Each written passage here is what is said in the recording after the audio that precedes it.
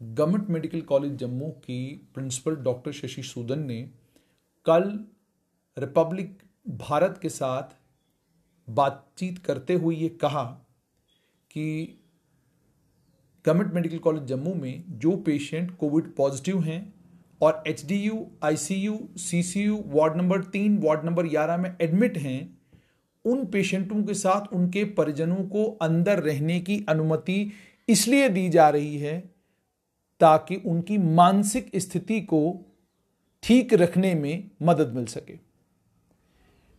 और कल ही रिपब्लिक भारत पर यह खबर भी चली थी कि गवर्नमेंट मेडिकल कॉलेज जम्मू में जो आईसीयू, सीसीयू, एचडीयू और बाकी वार्ड जितने भी कोविड पॉजिटिव पेशेंट हैं, उन कोविड पॉजिटिव पेशेंटों के साथ उनके परिजन अटेंडेंट के तौर पर एचडीयू वार्ड्स में उनके साथ रह रहे हैं। यह होने के बाद आज सुनने में यह आया है कि उच्च स्तरीय मीटिंग जो है वो बुलाई गई है, जिसमें इन तमाम चीजों का विश्लेषण किया जाएगा और यह देखा जाएगा कि क्या कुछ स्टेप्स जो है वो नए लिए जा सकते हैं। एचडीयू में यह जस्टिफिकेशन कि पेशेंट के साथ अटेंडेंट रह सकता है कुछ चीजों की तरफ इशारा कर रहा है। नंबर 1, गवर्नमेंट मेडिकल कॉलेज ने पिछले दिनों बलविंदर सिंह आरटीआई एक्टिविस्ट की एक आरटीआई एप्लीकेशन के जवाब में यह क्लेम किया था कि नर्सेस की कमी हमारे पास नहीं है, डॉक्टर्स की कमी, फैकल्टी की कमी, स्टाफ की कमी हमें बिल्कुल नहीं है और हम कोविड की किसी भी परेशानी से लड़ाई लड़ने के लिए बिल्कुल अच्छे तरीके से तैयार हैं। गवर्नमेंट मेडिकल कॉलेज के साथ जुड़े हुए अलग अलग लोग अलग अलग वेब पोर्टल्स के साथ बातचीत करते हुए छाती ठोक कर यह कह रहे हैं कि हम कोविड कितना भी बड़ी परेशानी, भयंकर परेशानी बनकर आए, हम उससे मुकाबला करने के लिए तैयार हैं। लेकिन फिर उन्हीं वेब पोर्टलों पर यह खबर भी चलती है कि एक ऑक्सीजन प्लांट है और उसी ऑक्सीजन प्लांट पर पूरा गवर्नमेंट मेडिकल कॉलेज निर्भर है। जबकि जब हमने गवर्नमेंट मेडिकल कॉलेज के प्रशासन से पूछा था क्या ऑक्सीजन की कमी की कोई संभावना है, हमें यह बताया गया था लिक्विड ऑक्सीजन का प्लांट अलग से है, उसके अलावा हमारे पास और ऑक्सीजन अवेलेबल है, ऑक्सीजन की कमी किसी भी वक्त गवर्नमेंट मेडिकल कॉलेज में नहीं होगी। ये सब के सब जो हैं बयानबाजियां हैं जो ऑलरेडी हो चुकी हैं। अब जो ये मामला रिपब्लिक टीवी के ऊपर आ चुका है, जिस मामले में principal government medical college Jammu doctor Shashi Sudan ये कहती हुई सुनाई दे रही हैं कि गवर्नमेंट मेडिकल कॉलेज के एचडीयू, आईसीयू और सीसीयू वार्ड्स में अटेंडेंट्स को इसलिए इजाजत दी गई है पेशेंट्स के साथ रहने के लिए ताकि पेशेंट की मानसिक स्थिति ठीक रहे। वो बात हजम होती अगर अटेंडेंट तमाम प्रोटोकॉल्स का ख्याल रखते हुए एचडीयू, आईसीयू, सीसीयू यूनिट्स में अपने परिजनों के साथ, अपने परिवार के लोगों के साथ रहते। इसमें कोई शक नहीं, एक बेटा अपने बाप का ख्याल रखने के लिए आईसीयू में खड़ा रहना पसंद करता है और मेरे पास बहुत सारी मिसालें हैं जहां पर बेटे ने अपने बाप का ख्याल रखने के लिए पीपीई किट पहना और सीसीयू में, आईसीयू में अपने पिता के साथ 3 दिन तक लगातार गवर्नमेंट मेडिकल कॉलेज में खड़ा रहा, लेकिन पीपीई किट पहनकर रहा। हम गवर्नमेंट मेडिकल कॉलेज जम्मू के प्रशासन को चैलेंज करते हैं और चैलेंज क्रेडिबल एविडेंस की बुनियाद पर करते हैं। Principal government medical college Jammu doctor Shashi Sudan से यह गुजारिश, आप अपने एचडीयू यूनिट की सीसीटीवी फुटेज पिछले 15 दिन की पब्लिक करिए। आप बताइए पिछले 15 दिन आपके एचडीयू यूनिट में जो परिजन जा रहे थे वो कैसे जा रहे थे।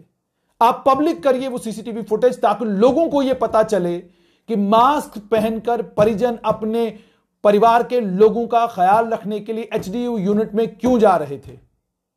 आप बताइए कि अगर आपके पास नर्सेस की कमी नहीं है, नर्सिंग स्टाफ आपने सारा भर्ती किया हुआ है और बलविंदर सिंह आरटीआई एक्टिविस्ट झूठ बोल रहे थे, कंकॉटेड स्टोरी थी, तो आज आप जवाब दीजिए वो नर्सेस कहां गई, वो एनओस कहां गए जिन एनओस के बलबूते पर आपने ये कहा था कि हमारे पास नर्सिंग स्टाफ की कमी नहीं है। कहां हैं वो तमाम लोग, कहां हैं वो तमाम लोग? क्यों एचडीयू यूनिट में आज भी परिजनों को जाने की जरूरत पड़ रही है?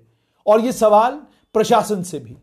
एक प्राइवेट हॉस्पिटल में जब एक आदमी अपने पिता को, अपनी माता को, अपने भाई को, अपनी बहन को, एक पति अपनी पत्नी को एडमिट करता है, उसके बाद उसे यह कहा जाता है कि आप आईसीयू में, सीसीयू में, एचडीयू में अंदर नहीं जाएंगे, आप नीचे बैठे रहेंगे। एक समय आपको दिया जाएगा जिस समय आप ऊपर अपने परिजन से मिलने के लिए जाएंगे? और क्या उसकी उल्लंघना करता है कोई? क्या कोई ये कहता है कि मैं अपने परिवार के आदमी को देखने के लिए जाऊंगा? पीजीआई चंडीगढ़ में जब आप अपने परिवार के किसी सदस्य को एडमिट करते हैं, एडमिशन के बाद आप निश्चिंत होकर क्यों बैठ जाते हैं? इसका मतलब यह है कि वहां पर आपको यकीन है कि सिस्टम ने इन प्लेस कर दी हैं तमाम चीजें, नर्सेज मौजूद हैं, डॉक्टर्स मौजूद हैं, हमारे पेशेंट का ख्याल रखा जाएगा, हमें वार्ड में जाने की जरूरत नहीं है। यह सत्य है और इस सत्य को निगलना जरा मुश्किल है, मगर यही सच है। सच यह है कि आप अभी भी कॉन्फिडेंस बिल्ड नहीं कर पाए हैं आम आदमी में कि वो अपने परिजन को जब एचडीयू में छोड़े, उसके बाद दौड़ दौड़ कर उसको बार बार एचडीयू यूनिट में आने की जरूरत न पड़े। मुझे पिछले साल का कोविड का वो कहर याद है, जिस कहर के बीच में जिस भी शख्स का कोई परिजन गवर्नमेंट मेडिकल कॉलेज में एडमिट होता था, वो खाना लेकर आता था। वो खाना बाहर जिस समय हॉस्पिटल के किसी कर्मचारी को देता था, 3-3 घंटे बाद वो खाना आईसीयू में और सीसीयू में पहुंचता था। ये रियलिटी है, हकीकत है, पिछले साल हुआ है। और इस बार आप परिजनों को अंदर जाने की इजाजत health and family welfare ministry के एक गाइडलाइन के मुताबिक दे रहे हैं। गाइडलाइन ये कि अगर कोई परिजन बहुत सिक है और आपको लगता है कि स्थिति इतनी खराब है कि परिजन अगर नहीं मिलेंगे तो मानसिक तौर पर उस आदमी को दोबारा से खड़ा करना मुश्किल होगा, तो क्या health and family welfare ministry ने यह कहा कि एक मास्क पहनाकर भेज दो? Health and family welfare ministry ने यह कहा कि बिना पीपीई किट पहनाए भेज दो? और जो लोग ऐसा कर भी रहे हैं, उन लोगों से भी एक सवाल, क्या आपका समाज के प्रति आपकी कोई रिस्पॉन्सिबिलिटी नहीं? क्या आपको नहीं लगता कि जब आप सीसीयू या कोविड वार्ड के अंदर जा रहे हैं, आप अपने परिजन का तो ख्याल रख रहे हैं, लेकिन उसके बाद आपको अपने परिवार में भी आना है, आपको लोगों से भी मिलना है, आपको समाज में भी जाना है, आपको ऑटो में भी चलना है, आपको गाड़ी में भी चलना है, आपको ये सब कुछ करना है। क्या आपको नहीं लगता कि आप जहां अपने परिजन का ख्याल रख रहे हैं, वहीं समाज के प्रति जो आपकी जिम्मेदारी है उसको आप भूल रहे हैं? और यहां पर मैं ये बात भी आपसे शेयर करना चाहूंगा कि गवर्नमेंट मेडिकल कॉलेज का प्रशासन जब ये कह रहा है कि मानसिक स्थिति ठीक रखने के लिए तो मेडिसिन के प्रोटोकॉल्स प्राइवेट हॉस्पिटल में तो सब चलेंगे, पीजीआई चंडीगढ़ में तो सब चलेंगे, नारायणा हॉस्पिटल में तो सब मानने के लिए तैयार हैं, सब हॉस्पिटलों में सारे प्रोटोकॉल्स लोग मानने के लिए तैयार हैं, लेकिन जम्मू कश्मीर का सरकारी हेल्थ इंफ्रास्ट्रक्चर इतना कमाल का है कि वहां वो मेडिसिन के प्रोटोकॉल जो है उनकी धज्जियां उड़ाइए आप, कोई बात नहीं, प्रशासन उनको जस्टिफाई करने के लिए कोई ना कोई रास्ता निकालेगा। Health and family welfare ministry ने जो गाइडलाइंस निकाली थी, साफ तौर पर यह कहा था कि पीपीई किट पहनकर जाएंगे, पूरी एहतियात करके आप कोविड के वार्ड में अंदर जाएंगे, बिना एहतियात के आप कोविड वार्ड में नहीं जाएंगे। तो उन प्रोटोकॉल्स की धज्जियां उड़ाने की आखिरकार जरूरत क्यों पड़ रही है? और परिजनों को क्यों मजबूर होकर गवर्नमेंट मेडिकल कॉलेज के एचडीयू, सीसीयू, आईसीयू यूनिट में खुद अपने परिजन के साथ रहना पड़ रहा है? इस सवाल का जवाब ढूंढने की कोशिश करिए। और प्रशासन ने जो कैमरे वहां पर लगा के रखे हैं, वो किस लिए लगाए हैं आपने? कैमरे गवर्नमेंट मेडिकल कॉलेज के एचडीयू, आईसीयू, सीसीयू और बाकी वार्डों में कोविड पॉजिटिव पेशेंट्स के लिए इसलिए लगाए गए थे क्योंकि पिछले साल, आज भी वो वीडियो मेरे पास मौजूद है, अगर आप प्रशासन चाहे उस वीडियो को हम स्ट्रेट लाइन के ऊपर डालेंगे, लेकिन हम अपने आप को एक